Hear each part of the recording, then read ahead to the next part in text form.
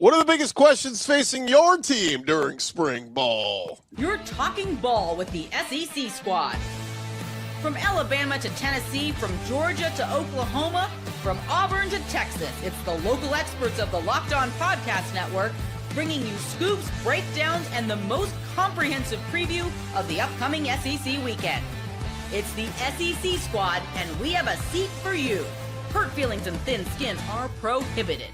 Squad up, you're part of the SEC squad.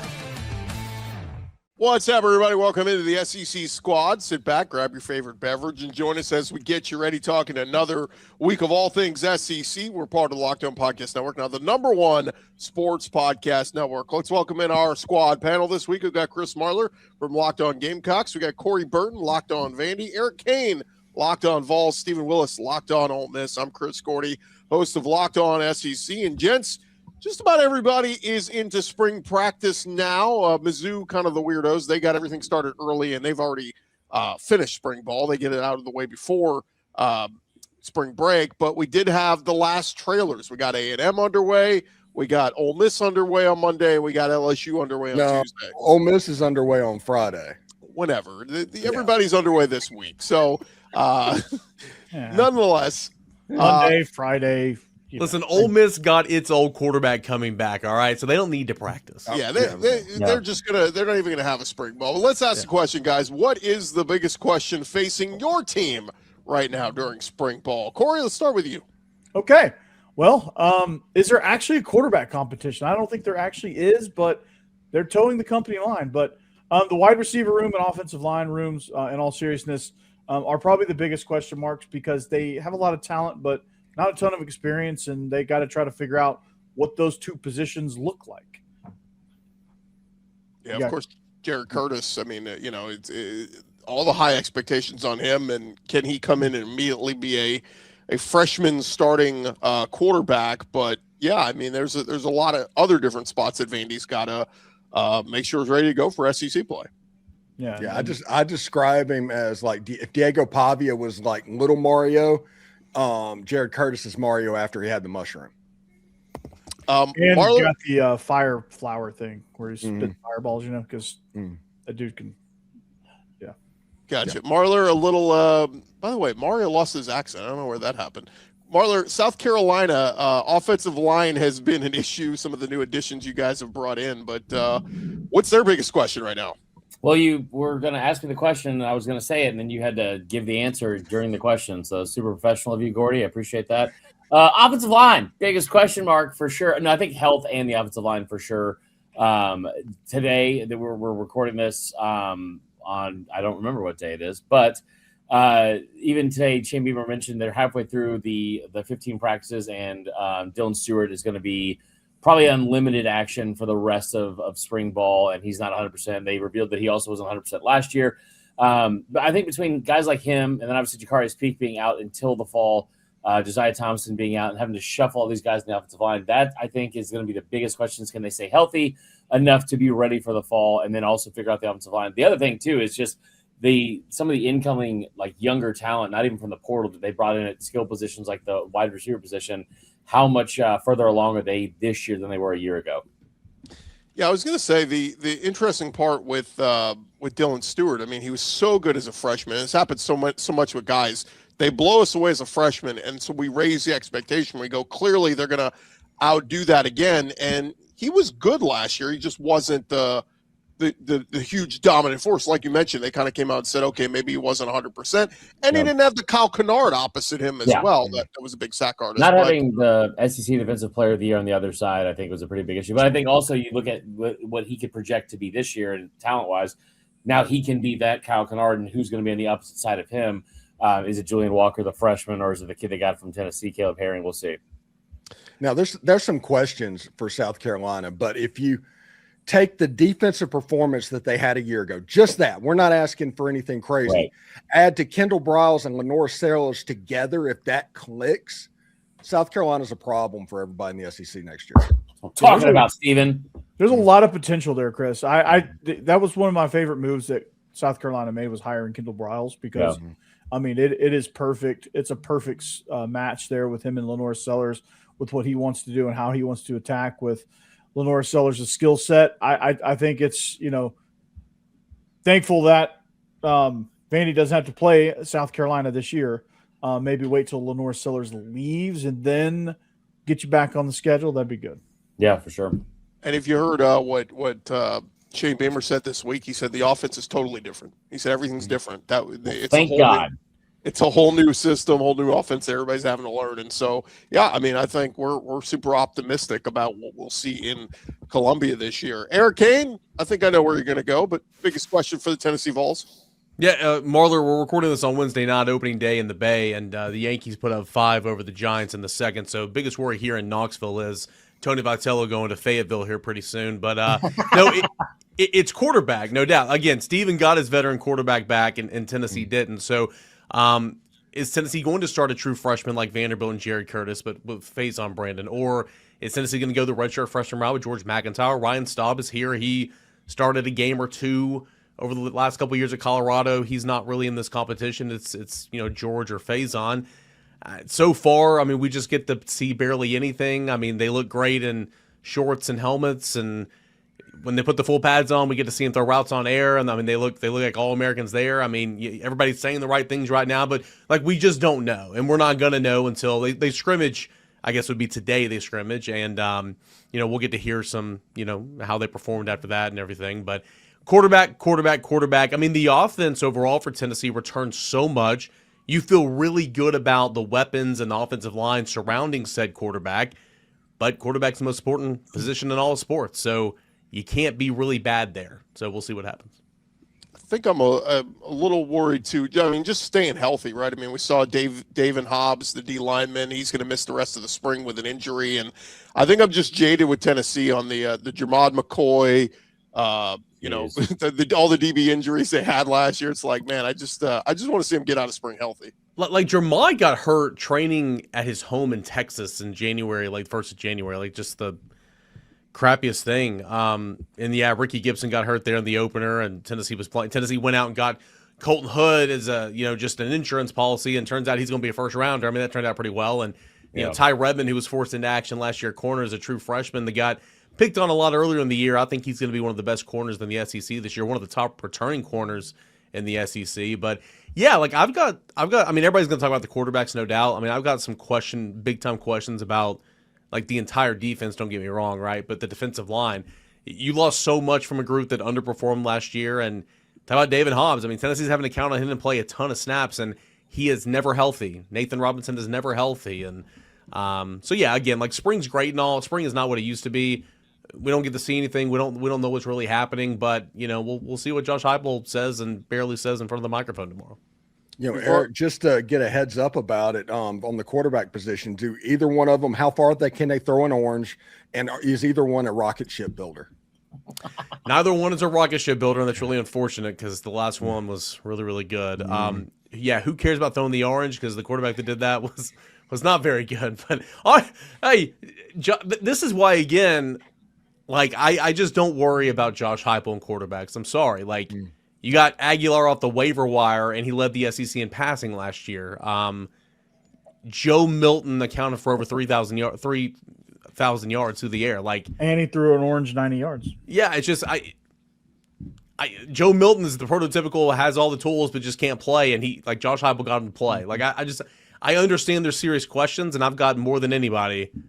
I'm still not really worried about it. Maybe that's on me, though. I don't know. But traditionally speaking, too, in a Heupel offense, just the way schematically it breaks down and the X and O's and how the splits he has the offense, the biggest thing is the easier it is to spell the last name or pronounce it of his quarterback, the more success they have tended to have. So, and they usually stay longer, too. So I'm excited for George McIntyre, my favorite Beatle, and Faison Brandon. So it should be great. Yeah. He could use another hooker there. By the way, Aguilar led Choppy's going to bleep that out there, Corey. Sorry. He led the SEC in 99-yard pick sixes too. So that's he did. Yeah. How about we just not put the football through the air on the goal line playing Alabama? Probably a good idea. That's fair. Steven, Ole Miss, whenever the hell they get started with camp, what's their biggest question? Well, we assume the question. No, everybody's going to talk about the offensive tackle position, and we're going to go over that ad nauseum for the next couple of weeks. But the one thing that I'm interested in, especially in the routes versus air portion of spring practice, is Jonte Cook. He has to find consistency. He was one of the most electric players I've ever seen coming out of high school at Under Armour. It was amazing. He went to Texas and kind of just fell flat. Got kicked out of Washington, went to Syracuse, and there was the electricity again. Is he going to bring that to Oxford, Mississippi? Because one of the most consistent players on the football team was Caden Lee. He's no longer there. You have to replace that. It can't just be Deuce Alexander and the other players that are going to go on. Jonte Cook has a big role to play on this football team. I like that. I would say it's the wide receiver room as a whole. I mean, we know Deuce Alexander was good, but Darryl Gill, Horatio Fields. I mean, it's just a lot of new guys, and we've become accustomed to this for Ole Miss because it feels like it's a whole new wide receiver room every year. But every single year. Yeah, but it's just all about who's going to emerge and who's going to be that guy, The one weird question in this receiver room that Ole Miss over the last 15 years, there's always been that big wide receiver. They've always had that. This year, they're going to be relying on a freshman. Now, he was a 5-star freshman, but he's going to be a redshirt freshman on the outside, potentially Caleb Cunningham starting at the X. Is he's that big player? Is he the Trey Harris? That is something I'm interested in. But like I said, Jonte Cook and Caleb Cunningham and them on the side of the field, if they are just really good, this offense with Keewan Lacey and Trinidad Chambliss is going to be very hard to stop. Well, we know Lane Kiffin and Charlie Weiss will put him in great positions. So, joking. Or the person that ran the offense from 21 to 23. John David Baker. Talking about Matt Luke, former head coach, Ole Miss football. Rich Rod. When we return, fellas, we are going to hit on some of the teams we didn't talk about. So be thinking of one of the other teams in the SEC. What you think the biggest question is for some of those other ones. We'll discuss that when the squad returns, coming up next. Hey, first, guys, workplace, chaos, deadline stacking up, inbox overflowing in the one position you need to fill, still sitting open when the pressure's on, and you need to make the right hire. This is a job for Indeed sponsored jobs. They're going to help you find the people who actually fit what you're looking for. So you're not just hoping the right candidate stumbles across your post. And here's a stat that says it all. In the minute we've been talking to you, companies like yours made 27 hires on Indeed, according to Indeed data worldwide. So if you're hiring, spend less time searching, more time interviewing candidates who check all the boxes with Indeed-sponsored jobs. When you need the right person, cut through the chaos. It's a job for Indeed-sponsored jobs. Listeners of our show, they will get $75 sponsored job credit to help get your job the premium status it deserves at Indeed.com/podcast. Indeed.com/podcast. Terms and conditions apply. If you need to hire, that's a job for Indeed-sponsored jobs. And hey, what if sports were traded like markets? Now you can put your sports IQ to work in real time with Robinhood prediction markets. And it's not just you against the house. It's you participating in a live market. You can buy or sell your positions live all game long. Use your sports knowledge in the moments that matter. Robinhood prediction markets changes the game. It's people moving the action, so when momentum shifts, you can move with it. I always knew the game, but never had a dynamic way to apply that knowledge. Now I can actually take part live in a market powered by people. You're no longer just a spectator. Play by play, you decide. Trade every play with Robinhood, now available across the U.S. Download the Robinhood app now to begin. Futures and cleared swaps trading involves significant risk and is not appropriate for everyone. Event contracts are offered by Robinhood Derivatives, LLC, a registered futures commission merchant and swap firm. SEC squad rolling along here. And gents, first want to remind our folks, thank you for making Locked On SEC and all of our shows your first listen of the day. Thank you for making Locked On the #1 sports podcast network. And a reminder, you can get the first month of the Everydayer Club. When you use our code MARCH, you will unlock ad-free episodes and entry into our private listener group chat where Chris Marlowe will send you weird emojis. Click on the link in our show notes, LockedOnPodcast.com/Everydayer. All right, gentlemen, let's hit on some of the other teams. We hit on all of the teams that you guys cover. Marler's in a unique spot. He was actually at LSU practice the other day. So, Marler, give us a thought on what you think the biggest question is for LSU going into the season. Is this team 3 or 2 for you? What's that? Well, where is LSU on the pecking order? I'm just curious. Shut up, Kane. Lane Kiffin. Such a dick. My biggest question for LSU is how much tanner can Lane Kiffin get before the season starts? Because that man is basted. Looks fantastic. I think the biggest question for me is how quickly can he get them to gel? I saw the first 5 periods of that practice. I think Sam Leavitt is obviously going to be your quarterback. I think the big thing for me is who's going to be the backup, because we've seen this time and time again. And I'm looking through here. I think outside of Corey, it feels like every quarterback maybe I'm wrong. Maybe it's only South Carolina that's had to have a backup quarterback play significant time over the past 2 years. But for the most part, you see around the SEC, very good point, Steven.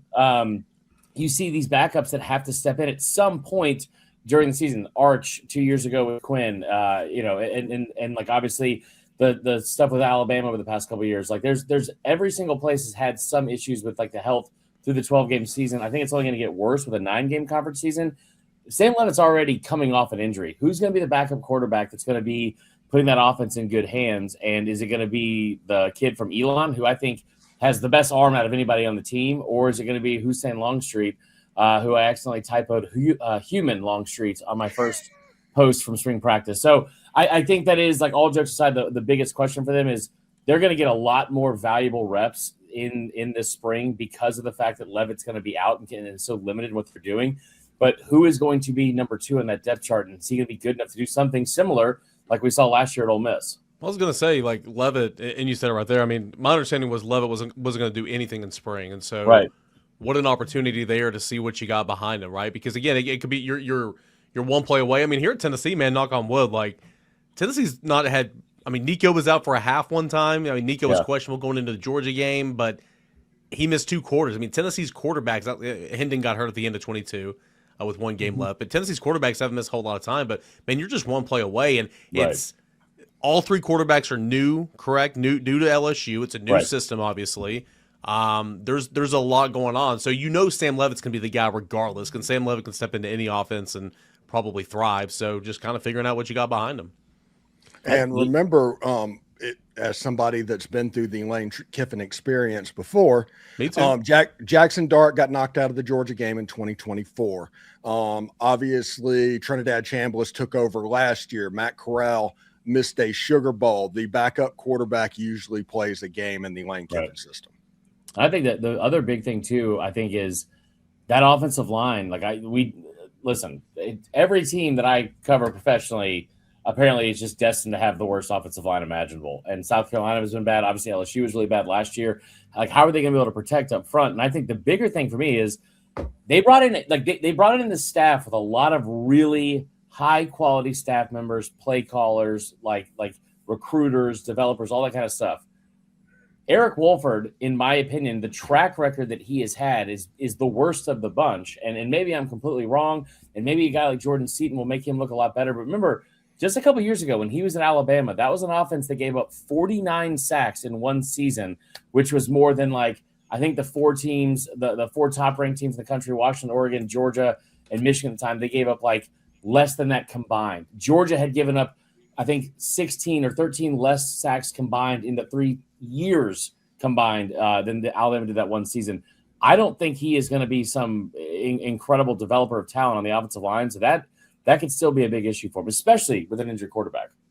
And one thing that's interesting for LSU, sorry about that, Chris, but every stop that Lane Kiffin has made before this one, there has been somebody on that Art Briles tree. Now, there's things that you can say about Art Briles, but there's been somebody there to put in the system. This is the first time where he is putting in the system himself. I don't know what that means, but it might mean something. I think it's a good point, too. Let's jump around because we got 9 other teams I do want to touch on. Corey, I'll give you Georgia. What do you think is the biggest question for Georgia this spring? I think just kind of maintaining that consistency and just kind of seeing how some of the new guys and new faces fit within Mike Bobo's scheme. I think when you look at the development of Gunnar Stockton, how much more electric is he going to be in year 2 as a starter, or year 2 and some change as a starter? And what is this team going to actually look like? Can they get over the hump in the playoff? First of all, they get in the playoff and they're one and done. Can they find a pass rush? I mean, they return a lot of experience on defense. So that's something that I think they're excited about. But I think there's some questions with Glenn Schumann and just kind of how they organize this defense. And I don't know if last year some of their problems were inexperience and some of the gaps that they had in their defensive coverage, especially the pass rush, was just inexperience or not the right calls. But they've got some things to figure out from a pass rush perspective if they're going to three-peat as SEC champs. That's the biggest one for me is pass rush. Georgia, we were not used to seeing them have a lack of a pass rush. They've been a football factory for elite D linemen, and it's like, where's Jordan Davis? Where's Javon Walker? I mean, they were missing those guys, I just don't know where it was going to come from, and I don't think that they had guys that were big time playmakers, or at least had that mentality last season. Maybe they developed that a little bit, and maybe they'll develop that a little bit in the spring, but they've got to have somebody who you're just deathly afraid of coming after the passer. Steven, you want me to give you the other side of the Egg Bowl? You want to do Mississippi State? I can take it. They have been dreadfully bad over the last 2 years. And you have a quarterback that struggles throwing the football, but he is absolutely electric running the football. So Jeff Lebby, what he has this year is basically what Oklahoma and Nebraska had in the 70s and 80s. If they get behind, it's done. But if Mississippi State gets up on you to where he can run that quarterback, they're going to be a real problem. But if you jump on them, they're not going to be able to catch up. Kamario Taylor he's an interesting quarterback. I like him talent-wise. It's just them trying to figure out just kind of how he operates and what he does well and try to take advantage of that and, try to protect him from what he doesn't do well as he tries to develop that part of his game. That's just going to be that they got to figure that out this spring. Yeah, the problem Mississippi had is Go ahead, Steven. My bad. The problem is they put out a video of like the three best passes that he made during a practice, and one of them was an arrow screen, and that's a problem. That is a problem. Look, they were better last year, Mississippi State. It just you lost a lot of those. What Brendan Thompson was awesome. He's gone. He's off to the NFL. So there's a lot of pieces they have to replace from that team that was improved. Eric, before we grab a break, you want to pick one of your old East teams? I'll give you the choice of Florida, Kentucky, Mizzou. I guess I can talk about the Gators. No, Kentucky. Go. I mean, new coach, Will Stein's money. New coaching staff, new quarterback. I mean, Kentucky always gets a nice quarterback from the transfer portal. And then Kentucky used to run the football as well as anybody in the SEC. Haven't done that in a couple of years. I don't know anything about Kentucky. They got C.J. Baxter, the former Texas running back. Okay, he's there. Yeah, solid. I mean, Stein's how Will Stein can handle being a head coach for the first. Yeah, I mean that's the biggest question. That's the biggest question for a lot of these guys. I mean, I thought for some reason I thought you were going to give me Arkansas, and I know that's not an East team, but I think Arkansas. I'm so intrigued about them just because I don't think that they had it. They hired. I don't know why they hired him. He was not good at Memphis. He just wasn't. And when Arkansas fans didn't want that hire to be made, I mean that's an issue. And unlike Mississippi State where they just weren't very good, but man, they were competitive and they won a couple of games. Like Arkansas just didn't give you anything to cheer about. And, I mean, and again, Kentucky, unless you're playing Ole Miss, you pretty much don't do anything. So I don't know. Running around stalking an ex-girlfriend. That game you're talking about. Yeah. Okay. I don't know much about Kentucky this year. I'm going to be honest with you. Florida. I think Florida's going to be okay. Florida's always going to have amazing talent. I think Florida's got a great coaching staff. I believe in Summerall. If they can figure out the quarterback situation down there, which is kind of what Tennessee's trying to figure out, I think Florida can. I mean, that first over/under was like what, 4.5, 5.5. I think they moved up. I don't know where they are now, but they're 7.5. They were. Oh God. Okay. Yeah. They were at 6.5. They didn't move that much, I don't think. Okay. So that's more like it. I think Florida, if you can figure out the quarterback, you're not going to be that bad in year one, in my opinion. And Corey, you like their OC, right? Yeah, I tend to like him. I've spent a few family reunions with old Buster Faulkner. Parkview Panther, baby. Yeah, Parkview grad for old Marler there.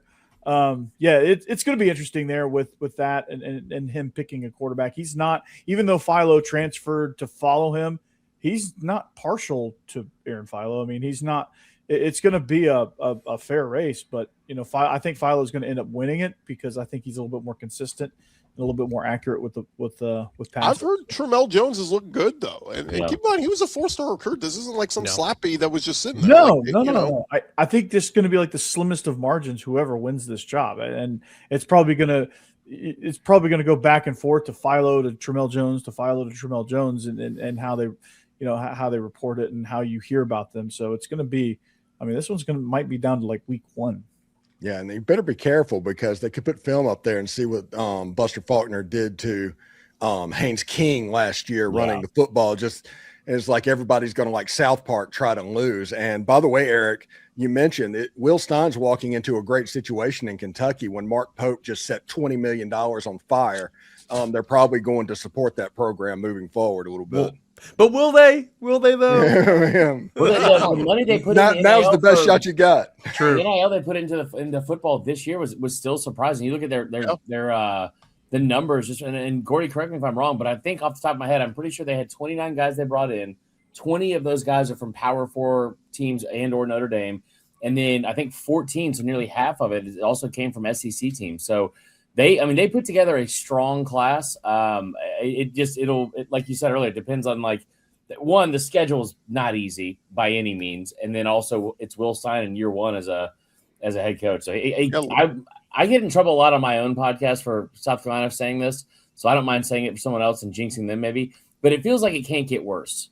So that has been very wrong on my show several times. But I will also say I don't think it can get worse for Kentucky with what they have with Mark Pope. And like it's just so, Gordy, I know you got to go to break. I just want to get this parting shot in here. Like how Mark Stoops just fumbled so much these last 5 years. I mean, he was respectable. They had an MO, man. Played great defense, really good in the trenches, ran the football well. And then they started going out and getting quarterbacks through the portal. And you had so many weapons the last couple of years, and then they just all leave you. And like again, you had some signature wins, but then you'd fall back down to earth. Like I'm not saying that they would have contended for a college football playoff spot or anything, but like Kentucky, Mark Stoops just fumbled. Mark Stoops had a lot of talent there to win, not win big, but to win more.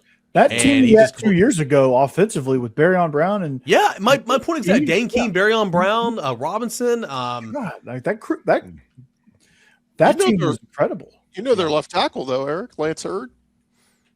Yeah, I mean he's okay. He's all right. 4 or 5 star. Yeah, he was a 4 or 5 star. Yeah. Mark Stoops and Dan Mullen combined to ruin my favorite joke ever, and that was the Atlantic's going to beat Florida before Kentucky will, and that just got ruined. When we return, gents, we'll touch on the last 4 teams we didn't discuss in the SEC. We're locked on squad show after this. It's tax time, but for a lot of us, the only way to doing taxes is a lot. I mean, Chris Marlowe used to bring like 5 backpacks of just paperwork to his local tax man. And look, trying to book an appointment is not the most convenient. Sit in a waiting room, emailing back and forth, wondering if they even understand your tax situation. But this year, you're getting a major upgrade. Intuit TurboTax has in-person locations nationwide. You can meet face-to-face with a real tax expert, and your documents get uploaded straight to your TurboTax app on the spot. And just like that, you're done. Your TurboTax expert works to get you every dollar you deserve while you get real-time notifications as you go about your day. It's the relief of walking in and meeting a real person and walking out knowing your taxes are being handled right. Head to turbotax.com/local to find a store near you and book your appointments. And, gents, it is that time of year where we got hoops action winding down, but some big games remaining. And, hey, you might live driving distance from one of those cities still hosting some big basketball games. If you want to be there live for something like that, that's bucket list stuff. The hard part is actually getting the tickets. And the Game Time app, they give fans the advantage with constant innovation. It's how you unlock amazing tickets and experiences just for your taps. It's incredibly easy to use. The Game Time guarantee means 100% legitimate tickets delivered on time at the best price. And the best part, fees are included in the price you see. What you see is what you pay. The seat view feature, game changer for me. You can see a panoramic view from your seat before you buy. No stress, no guesswork, just a smooth experience from start to finish. That's exactly what you want during the busiest part of the year. Take the guesswork out of buying college basketball tickets at Game Time. Download the Game Time app, create an account, use our code LOCKEDON, get $20 off your first purchase. Terms apply. Again, create an account, redeem our code LOCKEDON for $20 off. Download the Game Time app today. All right, fellas, as we dive back into it, just four more teams we didn't touch on. And let's start with Bama, because I think the quarterback spot is the biggest question. Year 3 for Kalen DeBoer. I think he can't mess this one up. Keelan Russell, the guy who was the 5-star freshman from a year ago, or Austin Mack, the guy that was a recruit that they recruited up to Washington when he and Ryan Grubb were right there. But to me, guys, that's the biggest question for Alabama, in addition to where's that run game? We weren't used to seeing Alabama not be able to run the football. I mean, Alabama could not run the football at all last year. I understand there were some injuries, but there was some inconsistent play on the offensive line. You got really good quarterback play from Ty Simpson for most of the year. There were some stretches where it wasn't very good. Again, defensively too, like it just looked different. And I understand Nick Saban's not coaching over there, and I think Kalen DeBoer's a fine coach, but like not being able to run the football, not being able to get out the passer and play some solid defense. I mean, it was a CFP team. I understand that, but this is a massive year, and it all starts with quarterback. You're right. I think two guys that are pretty talented, but you can't pick the wrong one, because if you go mediocre and kind of miss out on the CFP this year, they'll run him out of town. Mm-hmm. Marler? I disagree with that. I think that is a perception because Bama fans have done enough stuff, like, I don't know, burning down trees at your rival's campus to willingly and also very validly make them seem like crazy idiots that would run him out of town. The decision makers, I don't think, are as pressed to get him out of there if he doesn't make the playoff. It's very hard to make the playoff. It's also, I think that the way everyone looks at this, it's kind of him being judged against Saban, which is kind of wild to me, because it's like, Saban had 16 losses in however many years, and he's us 8. And it's like, right, but like that's changed for the entire sport of college football. I think the biggest thing for him, and you're going to have to put him, if you're being objective about this, as the decision maker, you have got to figure out a way to make sure that you're looking at this from a 2-year window. If it goes horribly and they get blown out by a lot of teams, or they end up getting thrashed by Auburn on top of a bad season, they go 7-5 with losses to everybody worth a crap, or 6-6, then yes, absolutely on the hot seat. If he goes 9-3 or 8-4 and misses the playoff with a roster that only has 7 seniors on it and a lot of young talent that you would think will come back, because he's the only coach that was able to go through last spring and not lose a single player in that spring window. I think that you have to look at this from a 2-year standpoint. Now, I don't expect them to make the playoff. I think they take a step back. Is he going to get the quarterback situation right? I don't know the answer to that, because the Austin Mack is a very talented quarterback. You guys don't forget, led him to 3 pretty big points in the Rose Bowl. That was awesome. Yeah. And he's a guy that came with him from Washington. It's like he obviously believes in him enough to where he was like, what's your name? Julian Sayon? You're good. You can leave. You're good. Go to Ohio State and see how you do there. We'll keep Austin Mack. But Keelan Russell, I keep saying this, he's the highest ranked recruit in program history. Like, there's no world I look at and say they're going to hold that kid off the field for the entire season, because you can't afford to. Otherwise, he's leaving. And then if you start getting off the field optics that start impacting his actual decision to keep or let him go, then you're in trouble. There's no denying Sorry, Eric. I was just going to say, you also need a certain wide receiver to, actually be good again. Yeah. Because that hurt him bad last year. Ryan Coleman Williams. Yeah, I think adding the name, I think that brings the hands with him. But you can't deny the rebranding. Your company's in bankruptcy. Let's rebrand. Yeah. Okay, that's a lot. Yeah, that's perfect, Gordy. No, you can't deny the talent of Keelan Russell. I mean, he's somebody that just I think it's going to be hard to keep him off the field. It's going to be difficult for Austin Mack to beat him out, because like the things that he does that Austin Mack can't do as well, I think that's going to be hard to bypass. I mean, and I think you're going to be willing to accept a few mistakes because you only have 7 seniors on the roster. Yeah. That you're going to go with the more talent. You're going to go with the higher ceiling.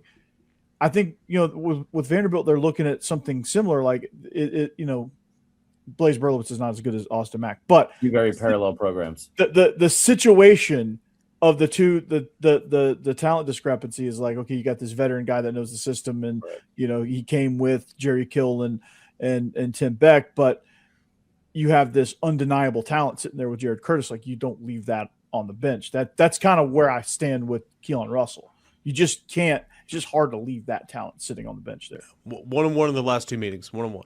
That's true. They're fine. I mean, think about that. That's real. That's a real thing. I think the other thing too is you have to look at it. The Sed Morgan kid, I think, is going to be really, really good. The freshman 5-star they brought in. Yeah. I would expect Coleman Williams will go back to a more similar thing and performance that he had in year one. I think he had a lot of off the field, just kind of mental stuff that he was going through last year from what I was told. I think the other thing too is people forget this because Bama fans are idiots, like plain and simple. And I feel very confident saying that because I grew up in a family full of them. They're idiots, but they're not the ones that are paying the buyout, and they're not the ones hiring the next coach. So the idea that Bama fans are going to grow restless with this really doesn't matter as much, I think, to guys like Greg Bird and whoever's making those decisions as it does to people on Twitter. And I think he's going to be fine unless it is a cataclysmic failure. If they run for -3 yards against Georgia again, we're going to have some different conversations. Or causes him to jump ship. You're 8-4, 9-3. He's like, man, I don't want to be here anymore. I want to go somewhere else. Maybe Tim Brando. That's his blank dream. Chris, there's a senior offensive consultant that's with the Gophers that I think would be perfect. I'll kill you for. Let's turn the page. We got three more teams to jump on. Mizzou, Steven, help me out with them because we know Ahmad Hardy is back, one of the best running backs in the country, but Austin Simmons going there to now be the guy. To me, that's the biggest. Like, what is Austin Simmons at Mizzou? Yeah, all the talent in the world. He has 1-1 level talent if he can put it all together. And him getting his security blanket, his boy, Caden Lee, to go up there with him. And Ahmad Hardy is a really good back. So you going into a situation to where you have a set RB1, you have a set wide receiver run, you have what you need. If they can block for him, I think he'll put up good numbers because Missouri, unlike at Ole Miss, is going to run a little bit more pro-style stuff. You just couldn't tell that because Bo Pribula, they weren't running it with him. But they do have that in their playbook from time to time. And if I'm not mistaken, their analyst, the former offensive coordinator at Clemson, on that side of the ball as well. So pay attention to that. Yeah, they've got Chip Lindsey as their offensive coordinator from Mizzou, and then they got Garrett Riley, who is considered a good offensive mind, and Eli Drinkwitz is himself considered a good offensive mind. So I like that combination of a bunch of big names there, and they got Chop Harbin as well, right? Eric coming over from Tennessee. So yep, edge coach and a sublime recruiter, a very good recruiter. All right, we got Auburn and A&M. Who wants to take who? I'll take Auburn. I can take Auburn. I can top Golish. Yeah, Eric kind of looks like Golish. Who, me? Eric. Oh yeah, Eric. You go ahead. You go ahead. You've been to Russia before. Excuse me. This thing on. Alex Golish is he's a feisty little guy. He's really smart, and I mean his players love playing for him. But he's like the bad guy in the room, man. Like when he was at Tennessee, and I'm sure he was like this at when he was a head coach before coming back to the SEC. Man, he was like the hard ass on staff, right? Like Heupel wasn't. Yeah, LRB, like none of the other offensive coaches was the bad cop, and that was Golish, man, and he will get after you. And he came in there, and obviously been a lot of turnover and all that. He brings his quarterback with him. What's that transition like to the SEC? I think it's gonna be okay, right? So Auburn always has so much talent, still has so much talent, but it's what Heupel had when he came to this league is before they put the clamps on tempo, right? Year one, they went warp speed. Yeah. And they scored on Georgia on the first possession. I understand, check the final score, but like Tennessee could jump on teams early that first year in 2021, right? And they went from having 3-7 and one of the worst offenses in the country to having a top 10 offense in year one. I don't know if that transition is going to be that quick for Golish because there is some restrictions on going tempo and all that. Plus they've added some iPads and all that, helping out with the young quarterbacks. The defense can have them as well.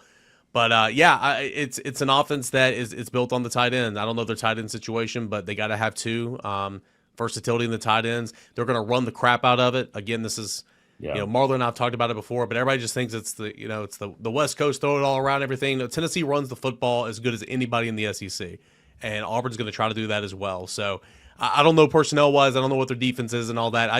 I worry about Golish in year one because. Again, Tennessee really got after it tempo-wise, and they're not going to be able to go as fast in year one like Tennessee did.